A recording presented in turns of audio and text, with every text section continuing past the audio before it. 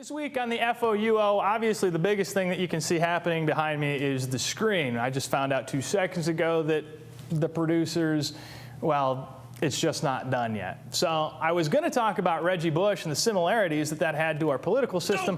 For example, the voting and more specifically the absentee and how Reggie's non-disclosure of football funds relate to campaign finance reform. But then I found this picture. And I thought, of all the stupid things that you could legally do in college, this has to rank at the top of the list. Now, if you don't recognize this picture, it's the University of Colorado where they lead the charge on the field with a bison. Now, hats off for Colorado for not dumping this tradition of all the immediate problems that come to mind about a bison taking the field in front of 70,000 fans.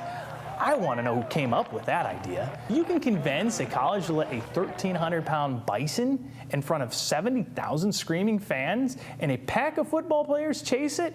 I want you on my team. Here's the quick story behind the tradition. Back in 1934, students rented a bison calf and a cowboy for $25 to be on the sidelines. The tradition stuck until 1967 when they started running Ralphie the Buffalo on the field after the game. Then head coach Eddie Crowder thought it would be a great idea if he had his team follow the Buffalo out on the field. The 5-team Ralphie runners are varsity student athletes that run Ralphie in a U before the games. A couple of interesting facts. The bison is actually a female because they're smaller and less aggressive for insurance purposes. And the run itself is up to the discretion of his handlers, which may or may not happen pending her attitude before the game. Now, maybe it's just me, but the unpredictability of a 1,300-pound beast being antagonized by 70,000 fans and chased by an entire football team might be the best reality TV out there. I know I'll be tuning into every Colorado game to check to see if it's the new video of when animals attack. Now, Ole Miss continues to search for a mascot, and it seems like Admiral Akbar hasn't taken hold. My personal pick for them would be Mr. Hanky. However, they may need something a little more tough and something you can't really flush. I thought of our friends over at Colorado. If you have a bison, you're definitely going to fortify your position against theft, right? Wrong.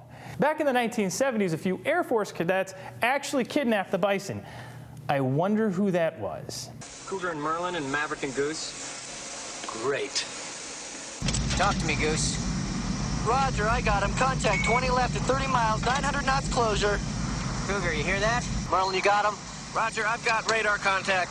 I'll get a visual ID. Cougar, you hook him. Roger, and I'll clean him and fry him. One last thing about picking a hardened mascot like a bison to take the field is you're not going to have to worry about what happened at Ohio State's Bucky incident, where Ohio University's Rufus the Bobcat took him out when they took the field. Now, if I'm Colorado, I'm booking OU next year. That game is easily going to be a sellout. Let Rufus take on Ralphie when they take the field, and maybe those guys will learn a little something about natural selection when a 1,300-pound bison takes on a 130-pound plushie. I'm Jason Van Zetten for the FOUO. We'll see you next week.